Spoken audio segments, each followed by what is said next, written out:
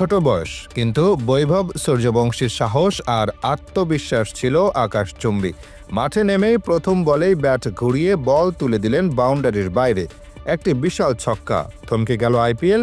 উত্তাল গ্যালারি, এ যেন next generation batter. এ কি দেখলাম! এমন একটা অবিশ্বাস সবার চোখে মুখে।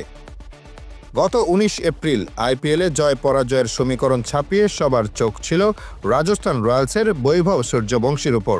ম্যাচে ইম্প্যাক্ট খেলোয়াড় হিসেবে অধিনায়ক সঞ্জু স্যামসনের বদলে ওপেন করতে নেমে ইতিহাস গড়েছেন ১৪ বছর ২৩ দিন বয়সী সূর্যবংশী।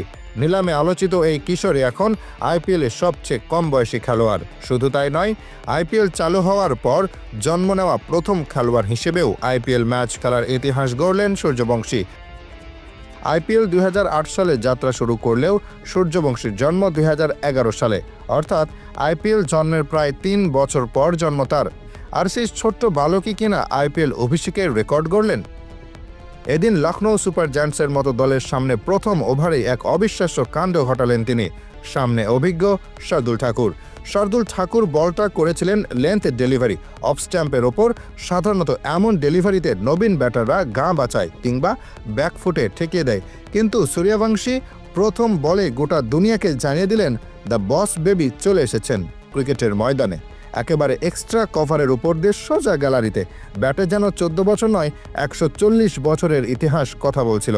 আর সেই অসাধারণ ছক্কা শুধু স্কোর বোর্ডের সংখ্যা বাড়ালো না, বরং সূর্যবংশীর নাম তুলে দিল রেকর্ড বইয়ে। তবে লখনৌ সুপার জায়ান্টসের বিপক্ষে বৈভবের গল্পটা এখানে শেষ হয়নি। যতটুকু সময় তিনি ছিলেন মুগ্ধ করেছেন, কিশোর সুলভ দুরন্তপনা দেখিয়েছেন। এদিন এইডেন মার্কামের বলে আউট হওয়ার আগে ঝড় তুলে দিলেন। ফেরার আগে তাঁর ব্যাট থেকে আসে ২০ বলে ৩৪ রান, সাজানো ২টি ৪ আর ৩টি দৃষ্টিনন্দন ছক্কায়। ঋষভ পান্থের দৌলতে যখন স্ট্যাম্প আউট হয়ে ফিরছেন, তখন চোখে জল বৈভবের। আফসোস বড় ইনিংস খেলতে না পারার।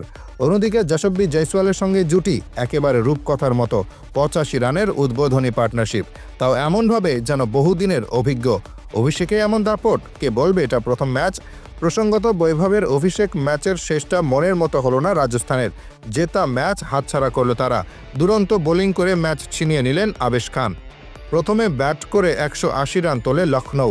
জয়ের জন্য শেষ ওভারে রাজস্থানের প্রয়োজন ছিল ৯ রান, কিন্তু মাত্র ৭ রান দিলেন আবেশ। রুদ্ধশ্বাস ম্যাচে ২ রানের জয় পেল লখনৌ। টানা ৪ ম্যাচে হারল রাজস্থান।